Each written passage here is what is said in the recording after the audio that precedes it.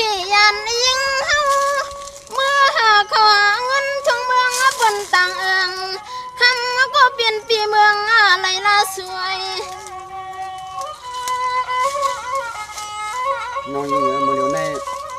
ไต้ก็สู้เฮาเนาะเป็นฮีก็เข้าไปกับมือใครต้องเป็นสังในตีวันสั่งคำก็เปลี่ยนปีที่เลยพันยันน้องพวยเบิ่งมือไก่ใส่น้องพวยที่กูปีหลวงปีลืมปีมือมันกำปัดนางเพื่อนเอาเงินมันส่งเกียรติไว้ปนาพวยน้องตั้งใจลาปีปันเตียนต้นนานๆนาสังในตีเสียงวันก็เปลี่ยนเปียปันปีเจ้าขายากาหาเข้าเงินชงเมืองบนต่างตีสีเตา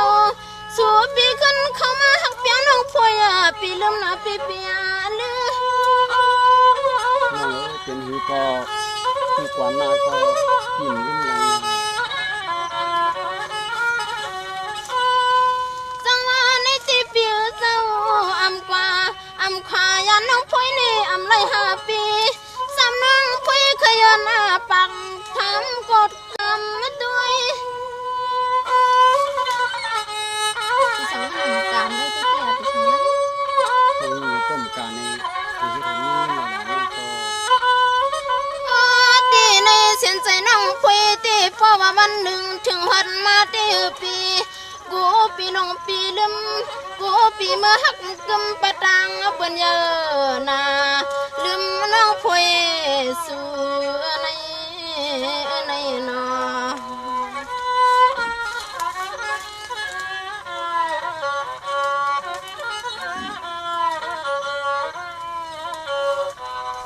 จังหวะในตีปีมือเหลียวในตีปนปีเจ้ายันสีพวยมือ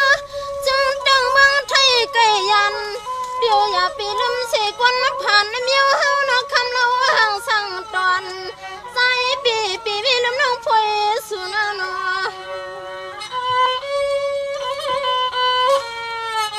โซมนาน้องก็ไว้กะตีน้องมันเก็บไว้ละนาจำน้องพวยตีกึมไม่นานเนียนนัก